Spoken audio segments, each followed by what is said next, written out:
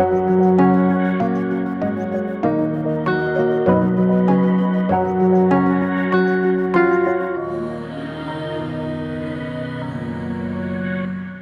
പേര് ആരതി എസ്. കൊല്ലത്തിൽ നിന്ന് വരുന്നു. കൊല്ലം ഐത്തൽ നിന്ന് വരുന്നു. 2023 കൃപാസനത്തെക്കുറിച്ച് കേട്ടപ്പം എൻ്റെ ഒരു പ്രായം, അന്നത്തെ ഒരു പ്രായം എന്ന് വെച്ചാൽ ഏകദേശം ഒരു 5-6 വർഷം ബാക്ക് വരുമ്പോഴത്തേക്ക് ഈ ന്യൂജൻ പിള്ളേരെ പോലെ റിജക്ഷനായിരുന്നു. പത്രമാണ് എൻ്റെ കയ്യിൽ കിട്ടിയത്. പത്രം വാങ്ങിച്ചു, വായിച്ചില്ല, എടുത്തു ടേബിളിൻ്റെ മുകളിൽ വെച്ച്. എന്നിട്ട് എൻ്റെ അനിയത്തിയാണ് ഇവിടെ കൃപാസനത്തിൽ വന്ന് ഉടമ്പടി എടുത്തു. അയാൾ BSc നേഴ്സിംഗ് കഴിഞ്ഞാണ്. അയർലൻഡിൽ പോകാനായിട്ട് അയാൾ വന്ന് ഉടമ്പടി എടുത്തു. അയാൾ പത്രം തരുന്ന വഴിക്കാണ് എനിക്ക് വന്ന് തന്നത്. കാരണമെന്ന് വെച്ചാൽ ഞാൻ അന്നേരം കൊല്ലം കോർപ്പറേഷൻ്റെ കൗൺസിലർ പദവിയിലിരിക്കുന്ന ഒരു വ്യക്തിയായിരുന്നു. അന്നേരം അഹങ്കാരമായിരിക്കാം, ഒരു അഹങ്കാരം എന്തോ എനിക്കറിയത്തില്ല അതിനെക്കുറിച്ച് പറയാൻ. അപ്പോഴത്തേക്ക് ഞാൻ അവളുടെ അടുത്ത് ചോദിച്ചു, ഈ പറയുന്ന മാതാവ് ഈ പറയുന്ന എല്ലാം സാധിച്ചു തരുന്ന ആളാണോ? അങ്ങനെയാണെങ്കിൽ കൊള്ളാമല്ലോ എന്ന് പറഞ്ഞു ഒരു ധിക്കാരം മട്ടിൽ പത്രം വാങ്ങിച്ചു, വായിക്കുക പോലും ചെയ്യാതെ വെച്ചൊരു വ്യക്തിയാണ്. വെച്ചു. പിന്നെ അത് കഴിഞ്ഞു കുറേ പത്രം നോക്കിയിട്ടില്ല. അവൾ അന്നേരം പറഞ്ഞിട്ട് യൂട്യൂബിൽ ചാനലുണ്ട്, നീ അത് നോക്കി അതെന്താണെന്ന് മനസ്സിലാക്ക്. ഞാൻ പറയാം ഓക്കെ നോക്കാം എന്ന് പറഞ്ഞു. അവൾ ചാനലെല്ലാം എനിക്ക് സബ്സ്ക്രൈബ് ചെയ്തു. നോക്കിയില്ല. അവളെ മുന്നിൽ വെച്ച് എല്ലാം നോക്കുന്ന പോലെ കാണിച്ചു. നോക്കിയിട്ടില്ല, വായിച്ചിട്ടില്ല. എന്തോ ഒരു പുച്ഛഭാവമായിരുന്നു എനിക്ക് തോന്നി. പിന്നെ അമ്മയുടെ ഒരു ഫ്രണ്ട് പറഞ്ഞു, ഇങ്ങനെ കൃപാസനത്തിൽ വരണം. ഞങ്ങളെ വീട്ടിൻ്റെ പ്രമാണം 10 വർഷത്തോളമായി ബറോഡ ബാങ്കിൽ ഇരിക്കുമായിരുന്നു. അത് എൻ്റെ ചേട്ടൻ്റെ ഒരു ബിസിനസ് ആവശ്യത്തിന് വേണ്ടി വെച്ചായിരുന്നു. അതിൻ്റെ പേരിൽ ഒരുപാട് പീഡനങ്ങൾ സഹിച്ചൊരു വ്യക്തിയാണ് ഞാൻ.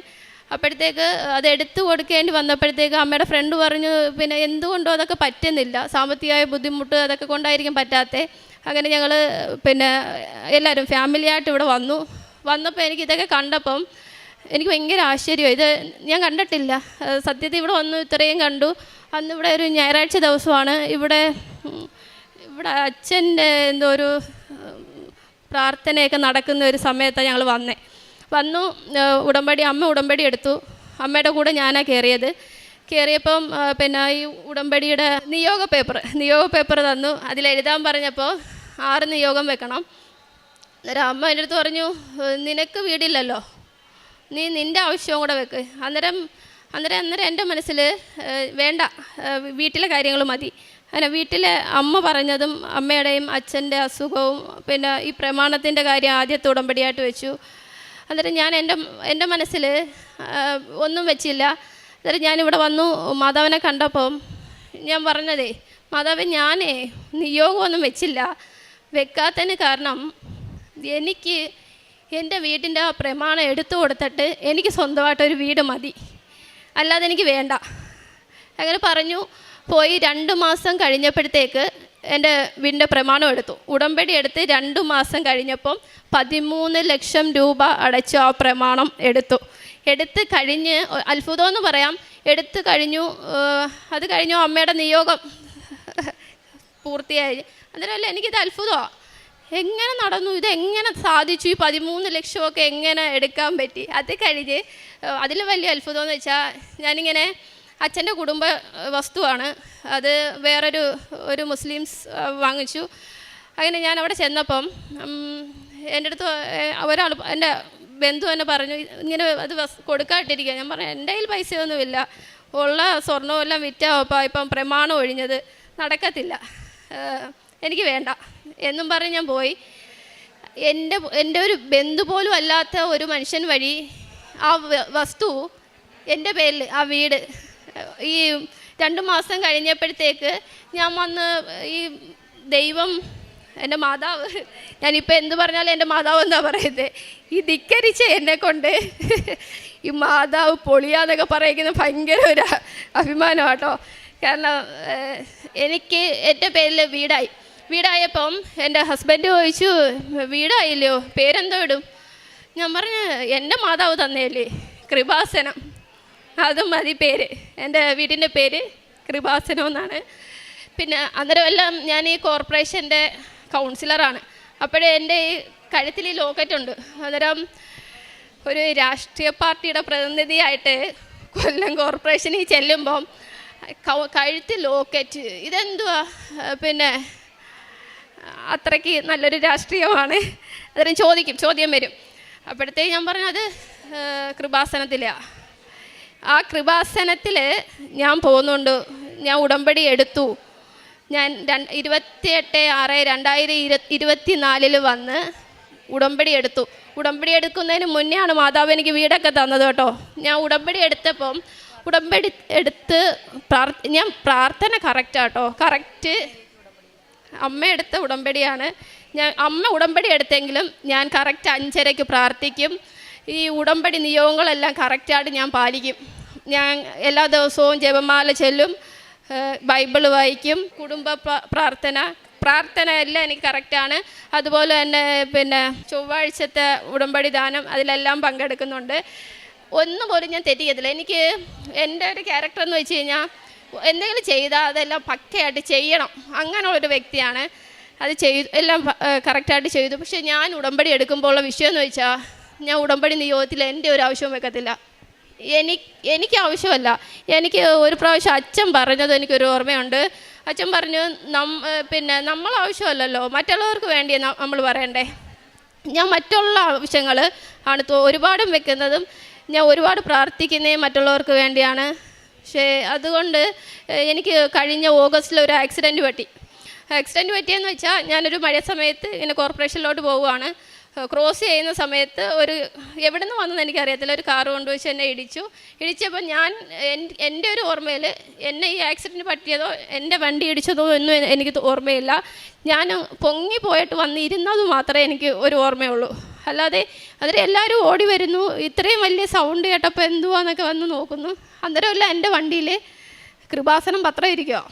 ഞാൻ കോർപ്പറേഷനിൽ എൻ്റെ കൂടെ ഇരിക്കുന്ന എൻ്റെ കൗൺസിലർമാർക്ക് കൊണ്ട് കൊടുക്കാനുള്ള പത്രം എൻ്റെ കയ്യിലിരിക്കുന്നത്. ഞാൻ അതുമായിട്ട് പോവുക. അപ്പോഴത്തേക്ക് എനിക്കൊന്നും പറ്റിയില്ല. അന്നേരം അവർ വന്ന് പിടിക്കുമ്പം ഞാൻ പറഞ്ഞു കുഴപ്പമില്ല, എനിക്കൊന്നുമില്ല. പക്ഷെ എൻ്റെ വണ്ടി കുഴപ്പമില്ല. ആ കാറിന് ഫ്രണ്ട് മൊത്തവും തകർന്നു. ഞാൻ എങ്ങനെ പറ്റിയ എനിക്കറിയത്തില്ല, ആക്സിഡൻറ്റ് എങ്ങനെ പറ്റിയെന്ന് എനിക്കറിയത്തില്ല. എനിക്ക് കുഴപ്പമില്ലെന്ന് വെച്ചാൽ ചെറിയ സ്ക്രാച്ചൊക്കെ, അതിൽ കൂടുതലൊന്നും സംഭവിച്ചിട്ടില്ല.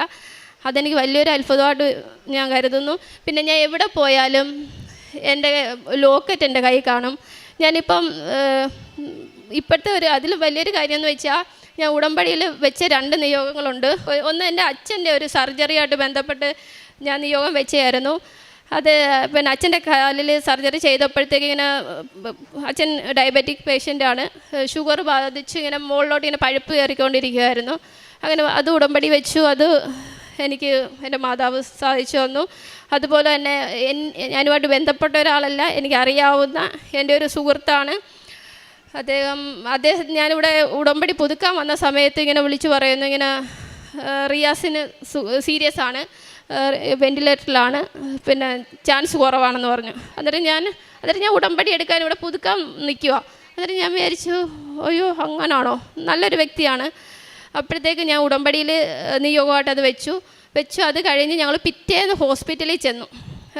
നമ്മളെ മെയിൻ ഹോസ്പിറ്റലാണ്, മെഡിസിറ്റിയിലാണ്.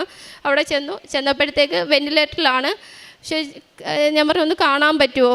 ഞാൻ പറഞ്ഞു പറ്റുമല്ലോ. എന്നിട്ട് ഞാൻ നമ്മുടെ മാതാവിൻ്റെ തൈലമൊക്കെ ആയിട്ടാണ് പോകുന്നത്. അവർ പോലും അറിയാതെ ഞാൻ കണ്ടു. 2 ദിവസം കഴിഞ്ഞപ്പോഴത്തേക്ക് ആൾ റിക്കവറിയായി തിരിച്ചു വന്നു. ഇപ്പോൾ ആൾ പൂർണ്ണമായിട്ട് സുഖം പ്രാപിച്ചു. പക്ഷേ ഞാൻ ചിലപ്പം സാക്ഷ്യം പറയുമ്പോഴായിരിക്കും അറിയിച്ചിട്ടില്ല. എൻ്റെ അടുത്ത് സിസ്റ്റർ ചോദിച്ച് അറിഞ്ഞു, ഞാൻ പറഞ്ഞില്ല അറിഞ്ഞിട്ടില്ല എന്ന്. പിന്നുള്ളൊരു സാക്ഷ്യം എന്ന് വെച്ചാൽ ജോലിയുടെ കാര്യമാണ്. ഞാൻ കൗൺസിലർ സ്ഥാനം കഴിഞ്ഞിറങ്ങുന്നതിന് മുന്നേ ഞാനേ കൂടുതലും മാതാവിൻ്റെ അടുത്ത് ഞാനിങ്ങനെ ഒരു എൻ്റെ നല്ലൊരു ഫ്രണ്ടാണ്, ഒരു ഫ്രണ്ടിനെ പോലെ ഞാൻ ചെന്ന് എനിക്ക് ഇന്നത് വേണം കേട്ടോ, ഞാൻ ഇന്നൊരു തെറ്റ് ചെയ്തിട്ടുണ്ട്, എന്തോന്ന് വെച്ചാൽ ഒന്ന് ക്ഷമിച്ചേക്കണേ, ഇങ്ങനെയൊക്കെ ഞാൻ പറയുന്നത്. കൂടുതലും അങ്ങനെ ഞാൻ പറയത്തുള്ളൂ. എനിക്ക് പ്രാർത്ഥിക്കാൻ വലുതായിട്ട് അറിയത്തില്ല. ഞാൻ ചെന്ന് അങ്ങനെയൊക്കെയോ എനിക്ക് സങ്കടം വരുമ്പോഴും എല്ലാം ഞാൻ അവിടെ പോത്തോളൂ. എനിക്കിങ്ങനൊരു വിഷമമുണ്ട്. എനിക്ക് എന്ത് പറ്റിയാലും താങ്ങാൻ ഒരാളുണ്ടെന്നുള്ളൊരു അഹങ്കാരമൊക്കെ ഉണ്ടല്ലോ ചിലർക്ക്, ഒരു ഗമ. നമുക്ക് ചുറ്റും 100 പേരുണ്ട്, എനിക്ക് ചുറ്റും 100 പേരൊന്നുമില്ല, എനിക്ക് ചുറ്റും ആരും ഇല്ല, പക്ഷേ എനിക്ക് ചുറ്റും ഒരാളുണ്ട്, അത് മതി എനിക്ക്. അങ്ങനെ ഞാൻ ജോലിയുടെ കാര്യം പറഞ്ഞു. ഞാൻ കൗൺസിലർ സ്ഥാനത്ത് നിന്ന് ഇറങ്ങുന്നതിൻ്റെ അന്ന് തന്നെ എനിക്ക് ജോലി വേണം, എന്നെ ആരെയും മുന്നിൽ കൈ നീട്ടാൻ ഒരവസരം ഉണ്ടാക്കരുതേ മാതാവേ എന്ന് ഞാൻ പറഞ്ഞു. ഞാൻ ജപമാല റാലിയിൽ പങ്കെടുത്തു. ഈ ജപമാല റാലിയിൽ പങ്കെടുക്കുമ്പോൾ ഒക്ടോബറിലാണ് വന്നത്. അന്നേരം എൻ്റെ ഈ ആക്സിഡൻറ്റ് കഴിഞ്ഞു, എൻ്റെ കാലിന് ഒരു ചെറിയൊരു നടക്കുന്നതിനൊരു ബുദ്ധിമുട്ടുണ്ടായിരുന്നു. അപ്പോഴത്തേക്ക് ഞാൻ വിചാരിച്ചു എനിക്കറിയത്തില്ല ഇത്രയും നടക്കാൻ പറ്റുമോ എന്നൊന്നും എനിക്കറിയത്തില്ല. ഞാൻ വിചാരിച്ചു വന്നു നോക്കാമെന്ന് പറഞ്ഞ് വന്നു, ഫുൾ പങ്കെടുത്തു. വന്നപ്പം വിചാരിച്ചു ഇനി നടക്കാനൊന്നും പറ്റത്തില്ല, ഇനി വരത്തില്ല എന്ന്. പിന്നെ ഞങ്ങൾ പോയ സമയത്ത് ഞാൻ പറഞ്ഞു അടുത്ത വർഷം വിളിക്കണേ, നമുക്ക് നേരത്തെ പോവാം, ആ ഒരു മൈൻഡിലായി എന്നെ ആക്കി. പിന്നെ അങ്ങനെ ജോലിയുടെ കാര്യം ഞാനൊരു ഫ്രണ്ടിൻ്റെ അടുത്ത് ഞാൻ ചോദിച്ചിട്ട് ഞാൻ ബാങ്കിൽ വർക്ക് ചെയ്തുകൊണ്ടിരുന്നതാണ്, എനിക്ക് ജോലി വേണം, ഞാൻ ID കാർഡൊന്നും സറണ്ടർ ചെയ്തിട്ടില്ലായിരുന്നു, എങ്ങനെയാ നടക്കുമോ? എന്നിട്ട് അയാൾ പറഞ്ഞു ഇല്ലടേ ഒഴിവൊന്നുമില്ല, ചാൻസ് ഇല്ല എന്ന് പറഞ്ഞു. അന്നേരം ഞാൻ പിന്നെ എൻ്റെ ആളിൻ്റെ അടുത്ത് ഏൽപ്പിച്ചു, മാതാവേ നോക്കിക്കോണേ എന്ന് മാത്രം പറഞ്ഞു. ഞാൻ ഡിസംബർ 22 കൗൺസിലർ സ്ഥാനത്ത് നിന്ന് ഇറങ്ങി. എനിക്ക് പിന്നെ പറഞ്ഞു കഴിഞ്ഞാൽ വിശ്വസിക്കുമെന്ന് അറിയത്തില്ല, ഞാൻ ഇറങ്ങുന്നതിന് മുന്നേ എനിക്ക് കോള് വന്നു, അവിടെ പിന്നെ ഒഴിവുണ്ട്, ഇയാൾ വന്നാൽ മതി. ഞാൻ പറഞ്ഞു ഞാൻ ഇറങ്ങിയിട്ടില്ലടേ, ഞാൻ 22 ഇറങ്ങത്തുള്ളൂ, ഞാൻ ജനുവരി കയറാം. ഞാൻ 22 ഇറങ്ങി, ഒരാഴ്ച റെസ്റ്റ് എടുത്തു. ജനുവരി 1 ഞാൻ ജോലിക്ക് കയറി. എൻ്റെ അമ്മ മാതാവിന് 1000 നന്ദി പറയുന്നു. ഞാൻ IDFC ബാങ്കിൻ്റെ ഓഫീസ് സ്റ്റാഫായിട്ട് വർക്ക് ചെയ്യുകയാണ്. എൻ്റെ സാലറി പറഞ്ഞുകൂടാ, ഞങ്ങൾക്ക് സാലറി എന്ന് പറയുന്നൊരു സാധനം ഇല്ലായിരുന്നു, ഞങ്ങൾക്ക് ഓണറേറിയമാണ്. ഞാൻ എൻ്റെ ഇരട്ടി സാലറി ഇപ്പോൾ വാങ്ങിക്കുന്നുണ്ട്. എൻ്റെ മാതാവിന് അതിന് 1000 നന്ദി പറയുവാണ്. പ്രേക്ഷിത പ്രവർത്തനമായിട്ട് ഞാൻ ചെയ്യുന്നതെന്ന് വെച്ചാൽ ഇവിടെ വരുമ്പോൾ ഉടമ്പടി പുതുക്കിയിട്ട് പത്രം വാങ്ങിച്ചു. പത്രം കൊടുക്കുന്നതിനകത്ത് എനിക്ക് ആദ്യം ഒരു ബുദ്ധിമുട്ടുള്ളൊരു വ്യക്തിയായിരുന്നു. എങ്ങനെ കൊടുക്കും, എല്ലായിടത്തും ചെന്ന് എങ്ങനെ കൊടുക്കാൻ പറ്റും എന്നൊക്കെയുള്ളൊരു ചിന്തയായിരുന്നു. അപ്പോഴത്തേക്ക് പിന്നെ ഇവിടെ വന്നിട്ട് ഞാൻ ആദ്യം പത്രം കൊടുക്കാൻ ഇറങ്ങുമ്പം എനിക്കറിയത്തില്ല ഇതെങ്ങനെ കൊടുക്കുമ്പോൾ അവർ റിജക്ഷൻ ചെയ്യത്തില്ലേ. അന്നേരം ഒരു ദിവസം അച്ഛൻ്റെ ഉടമ്പടി ധ്യാനത്തിൽ കേട്ടു, എവിടുത്തെ ഒരു പഞ്ചായത്ത് മെമ്പർ ഇങ്ങനെ ഡിസ്ട്രിക്ട് ഹോസ്പിറ്റലിൽ പോയി ഇങ്ങനെ പത്രം കൊടുക്കുന്നു. അന്നേരം കുഴപ്പമില്ലല്ലോ, കൊടുക്കാമല്ലോ. അന്നേരം ഞാൻ പൂർണ്ണ മനസ്സോടു കൂടി പത്രം കൊണ്ട് കൊടുത്തു. ഇഷ്ടംപോലെ റിജക്ഷൻ സ്വീകരിച്ച വ്യക്തിയാണ്. റിജക്ഷൻ വാങ്ങിക്കുമ്പോഴൊന്നും തിരിച്ച് മറുപടി കൊടുത്തിട്ടില്ല. പൂർണ്ണ മനസ്സോടുകൂടി ചിരിയോടുകൂടി തന്നെ തിരിച്ച് വാങ്ങിച്ച് കറക്റ്റായിട്ട് ഓരോരുത്തും കൊടുത്തു. അതുപോലെ തന്നെ എൻ്റെ കൂടെ വർക്ക് ചെയ്ത എൻ്റെ കൗൺസിലർമാരായി പ്രവർത്തിച്ച മിക്കവരെയും ഞാൻ നമ്മുടെ കൃപാസനത്തെക്കുറിച്ച് പറഞ്ഞു. ഉടമ്പടിയുടെ ഓരോ മൈന്യൂട്ട് കാര്യങ്ങൾ വരെ അവരുടെ അടുത്ത് പറഞ്ഞു കൊടുത്തു. അവർ മിക്കവരും ഉടമ്പടി എടുത്തിട്ടുണ്ട്. വളരെ സന്തോഷമാണ്. ഞാൻ പത്രം കൊടുക്കുന്നതിനോടൊപ്പം ഇവിടുന്ന് നമ്മളെ മാതാവിൻ്റെ ലോക്കറ്റ് വാങ്ങി അതോടൊപ്പം കൊടുക്കുവാണ്. എല്ലാവർക്കും കൊടുക്കാറുണ്ട്. പിന്നെ ഞാൻ ഹോസ്പിറ്റലിൽ ഫുഡ് കൊടുക്കാറുണ്ട്. അതുപോലെ തന്നെ എൻ്റെ കയ്യിൽ പൈസ ഇല്ലെങ്കിൽ പോലും എൻ്റെ അമ്മ എപ്പോഴും എന്നെ വഴക്ക് പറയാറുണ്ട്, നിൻ്റെ കയ്യിൽ ഇല്ലെങ്കിലും നീ എന്തിനാ ഇങ്ങനെ അവിടുന്ന് ഇവിടുന്നൊക്കെ വാങ്ങിച്ചിങ്ങനെ ഓരോന്ന് ചെയ്യുന്നത്. എനിക്കതങ്ങ് ശീലമായിപ്പോയി. എൻ്റെ കയ്യിലില്ലേ പോലും ഞാൻ എവിടുന്നെങ്കിലും വാങ്ങിച്ച് എൻ്റെ അടുത്ത് വരുന്നവരെ ഞാൻ വെറുതെ വിടാറില്ല. എനിക്ക് ഏറ്റവും കൂടുതൽ ഈ അമ്മമാരെ ഭയങ്കര ഇഷ്ടമാണ്. അമ്മമാരും അച്ഛന്മാരും എൻ്റെ മുന്നിൽ വരുമ്പോൾ എനിക്ക് മാനസികമായിട്ട് ഭയങ്കര ബുദ്ധിമുട്ടാണ്. അവരെ വെറും കൈയോടെ വിട്ട് കഴിഞ്ഞാൽ എനിക്ക് ഭയങ്കര ബുദ്ധിമുട്ടാണ്. ഫുഡായാലും ഞാൻ കഴിച്ചുകൊണ്ടിരിക്കുമ്പോൾ അവർ വന്നാൽ പോലും അവരെ അങ്ങനെ കൊടുക്കാതൊന്നും വിടാൻ എനിക്ക് പറ്റത്തില്ല. അങ്ങനെ പൂർണ്ണമായിട്ട് ഞാൻ ഉടമ്പടിയിൽ തന്നെ പോവുകയാണ്. എനിക്ക് വലിയൊരു ആഗ്രഹമെന്ന് വെച്ച് കഴിഞ്ഞാൽ ജീവിതാവസാനം വരെ ഈ ഉടമ്പടിയിൽ തന്നെ മുന്നോട്ട് പോകണമെന്നായിരുന്നു ആഗ്രഹം. അതെൻ്റെ മാതാവ് സാധിച്ചു തന്നാൽ അതുമാത്രം മതി എനിക്ക്. അല്ലാതെ ഞാൻ ഒന്നും ആവശ്യപ്പെടാറില്ല. ഇപ്പോൾ എല്ലാം ഞാൻ പറയാതെ തന്നെ എനിക്ക് സാധിച്ചു തരുന്ന ആളടുത്ത് ഇനി ഞാൻ എന്തോ പറയണ്ടേ? ഞാൻ ഒന്നും ആവശ്യപ്പെടാതെ തന്നെ എനിക്കെല്ലാം തരുമല്ലയോ, പിന്നെ എന്തിനാ പറയുന്നത്? ആദ്യമായിട്ട് ഞാൻ എൻ്റെ മാതാവിനെ ഒരു നിമിഷമെങ്കിലും ഒന്ന് തള്ളി പറഞ്ഞേന്. ഈ അൾത്താരയിൽ നിന്ന് എൻ്റെ മാതാവിനോടും തിരുകുമാരനോടും ക്ഷമ ചോദിക്കുവാണ്. അതോടൊപ്പം തന്നെ ഈ പ്രത്യക്ഷീകരണത്തിൻ്റെ സാക്ഷിയായി എന്നെ അനുഗ്രഹിച്ച അമ്മ മാതാവിനും തിരുകുമാരനും കോടാനുകോടി നന്ദി പറയുന്നു.